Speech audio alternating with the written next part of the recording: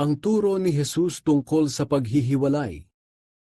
Pagkatapos ipangaral ni Jesus ang mga bagay na ito, umalis siya sa Galilea at pumunta sa lalawigan ng Judea, sa kabila ng ilog ng Jordan. Maraming tao ang sumunod sa kanya, at pinagaling niya sila sa kanilang mga sakit. May mga Pariseyong pumunta sa kanya para hanapan siya ng butas. Kaya nagtanong sila, "Pinahihintulutan ba ng kautusan na hiwalayan ng lalaki ang asawa niya sa kahit anong dahilan?" Sumagot si Jesus, "Hindi ba ninyo nabasa sa kasulatan na sa simula pa lang, nang likhain ng Diyos ang mundo, ginawa niya ang tao na lalaki at babae?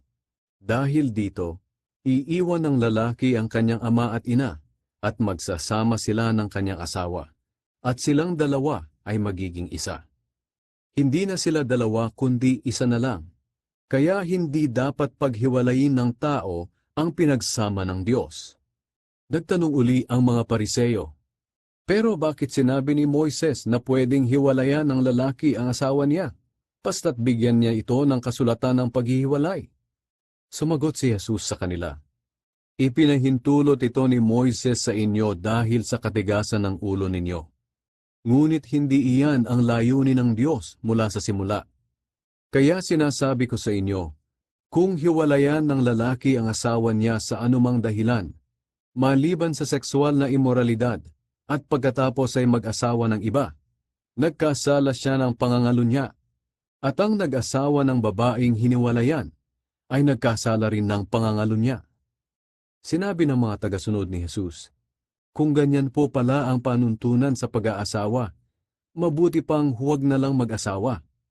Sumagot si Jesus, "Hindi matatanggap ng lahat ang turong ito, maliban na lang sa mga taong pinagkalooban nito. May iba't ibang dahilan kung bakit ang ilan ay hindi nag-aasawa. May iba na ipinanganak na sadyang baog. Ang iba'y hindi makakapag-asawa dahil sinadyang kapunin. At may iba naman ay ayaw mag-asawa dahil sa pagpapahalaga nila sa kaharian ng Diyos.